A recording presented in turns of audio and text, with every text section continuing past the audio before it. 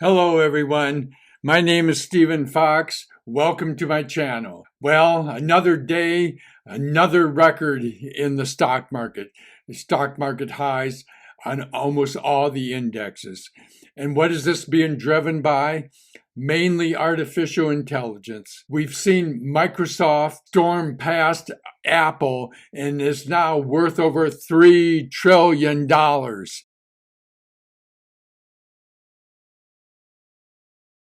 And this is largely because of Chat GPT, which is a large language model that surpasses anything else that's been created as far as answering questions on the internet. We have the Magnificent Seven. I personally have my Fabulous Five, which is NVDA, Advanced Micro Devices, the Super Microcomputer, Broadcom, and ASML. They have been doing excellent lately, and we will be going over all the charts. We have just a storm going forward, going upwards in this stock market, and it's being driven by artificial intelligence.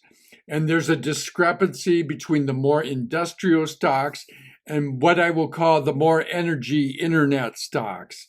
The industrial stocks aren't doing so well. TXN, Texas Instruments, came out with their earnings and they were mostly disappointing because they supply semiconductors for automotive and industrial sector. So this indicates the discrepancy between the energy internet stocks and the industrial sector, which includes autos, of course, and which includes Tesla. And that's part of the reason Tesla is down. Automotive sales aren't that great. And there's been a decrease in the rate of increase of Tesla's sales. Now, it's still growing, but it's not growing as fast as we expected. And they have the Cybertruck coming out, and it's going to take a while to scale that up. And also, they want to develop a cheaper EV for around 25,000. That will be more of a mass market sort of vehicle that will appeal to many people. And that's going to take a while. When you have a brand new model and you're trying to do more efficient production to get those costs down, they think they can get it down to around 25,000. It'll probably be 30,000, but it's going to be a lot cheaper, which will be good for the expansion of electric vehicles and saving energy and the environment. We have this discrepancy between the energy internet stocks, the artificial intelligence stocks. I put them in one basket, and the industrial automotive stocks, put them in another basket. You can see the discrepancy. And basically, what I think the soft landing is going to consist of, the more industrial stocks will have a recession of some kind. How mild or moderate is open to question. But I think they're going to have at least a mild recession, whereas I think artificial intelligence is going to storm forward. An example of that is ASML. ASML recently reported earnings, and their orders tripled in the fourth quarter. NVIDIA has a 52-week waiting list for their chips. Wow.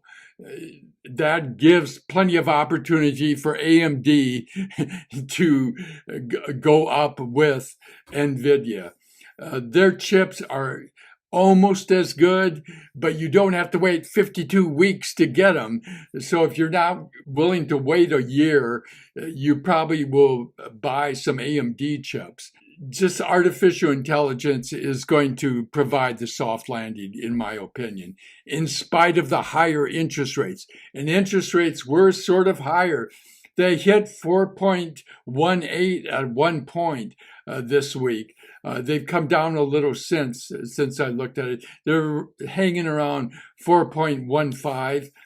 But I think the only thing that can handle these higher rates is artificial intelligence, and the other stocks are going to suffer. There is such a need for artificial intelligence chips that Sam Altman, who's the head of OpenAI, which is in partnership with Microsoft, which is the big part of the reason Microsoft went over 3 trillion.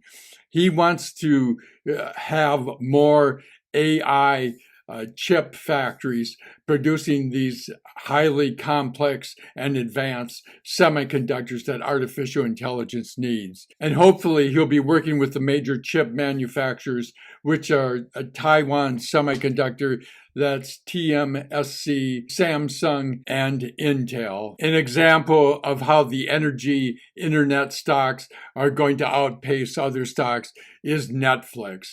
They added 13 million subscribers in the fourth quarter, which was way above what people were expecting.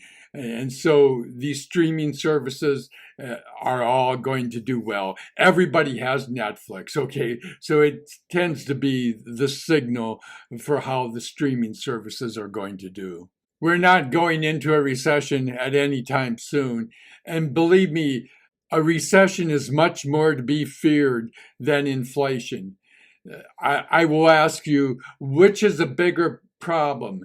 Is it a bigger problem that your money does not go as far as it used to because of inflation during inflationary times? Or is it more of a problem during a recession that you lose your job and you don't have any money? Okay, it's basically a problem of too much money versus not enough money. And in my life, what I've experienced is having too much money is way less a problem than too little money. Meanwhile, the rout of the Chinese stock markets continues. They have gone down like $6 trillion, and the Chinese government has thrown them a bone and are going to support it with like $287 billion. I guess they don't know that you're supposed to throw trillions at it like the United States does. But the idea that China is going to somehow overtake the United States and become the superpower premier, I've always thought was ridiculous. Their form of government does not encourage capitalism the way the United States does. There is something about the United States system, the freedom of expression, the freedom from government taking over different aspects of your business. We've always rebelled almost violently against the government overstepping its authority. And in China, they don't have that option to do that. And they have sort of a dictatorship. I guess he's officially kind of elected, but he's declared himself president for life. So I guess that's a dictatorship. But it's such a strange combination of communism with capitalism. And they just were forced to do it because capitalism works and communism does not. And the VIX continues to be low. It's mostly in the 13s. At one point, it was down to like 12.55, which is very low on the VIX and indicates a raging bull market. And we want to take a look at how my fabulous 5 AI stocks have done in the last month.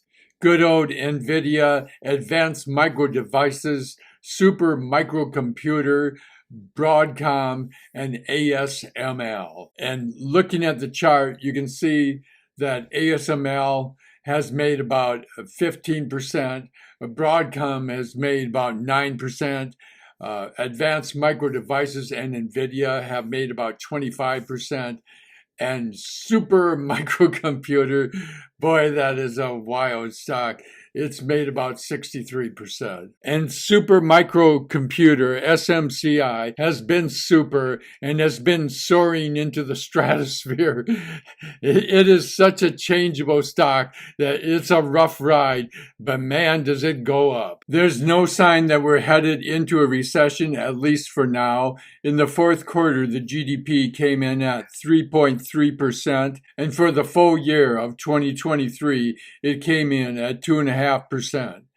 So I think we have this divide in the in the economy right now, where the industrials are struggling and manufacturing is struggling and seemingly are in a recession of sorts, while the internet and the artificial intelligence side of things are steamrolling forward.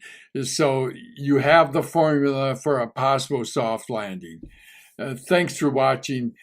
Come back and see how this all turns out.